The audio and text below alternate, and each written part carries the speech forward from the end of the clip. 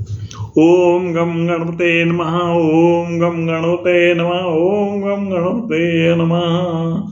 ओम गम गणपतये नमः. आज अनंत अंतीचं व्रत म्हणजे अनंत पूजेचं व्रत.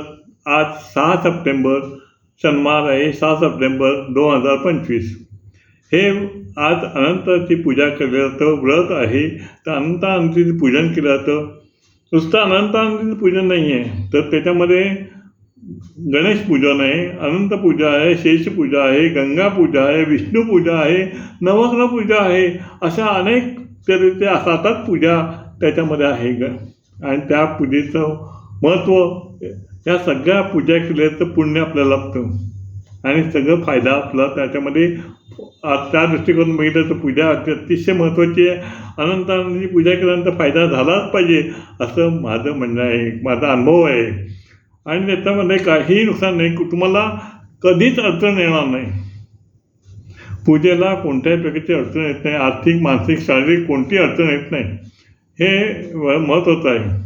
दुसरं असं की 14 अक्षराचं महत्त्वाचं आहे. 14 वर्ष हे व्रत करतं आहे. 14 वर्ष अनंतांचं व्रत करतं आहे आणि नंतर जे आपल्याला वाटलं तर आपण जास्त करू शकतो. बहुतेक लोक करतात, 5% लोकांकडे पूजा असते ज्यांना 14 वर्ष पूजा करतो आपण. त्यांच्याकडे कोणाला तरी अनंताचा दोरा मिळाला असतो. अनंतानंतर दोरा म्हणजेच रेशमी धागा, 14 गाठी रेशमी धागा ज्याला मिळेल त्यांनी ही पूजा आवर्जून करायची आहे. आणि त्यांनी ती पूजा ब्राह्मणाला बोलून पोथी वाचन सगळं करायचं आहे. कथा वाचन पोथी सगळं जे करून पूजा, नवग्रह पूजा ह्या सगळ्या पूजा व्यवस्थितपणे करायच्या आहेत. आणि त्या ब्राह्मणाला योग्य ती दक्षिणाही द्यायची आहे.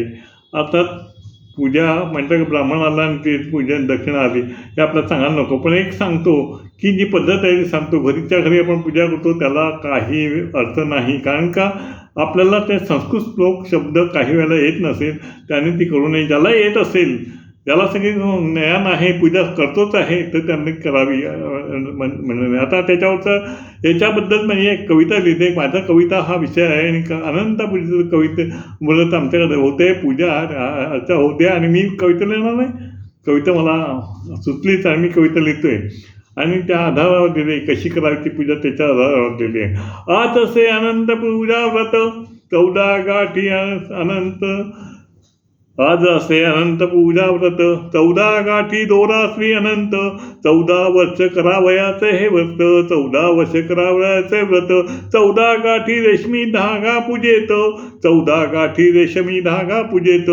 14 प्रकारची मिठाई भोजनात, 14 प्रकारची मिठाई भोजनात. 14 प्रकारची भाजी नैवेद्यात.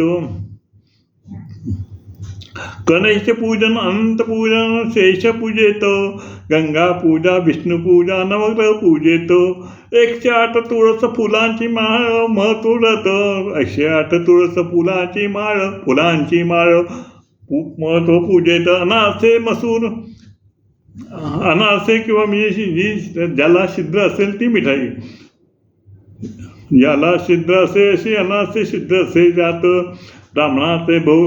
ब्राह्मणास योग्य दक्षिणा लक्षात. पूजा संपल्यावर कथा अनंताची वाचत ऐकत. उपवास करणे महत्त्व जाणत.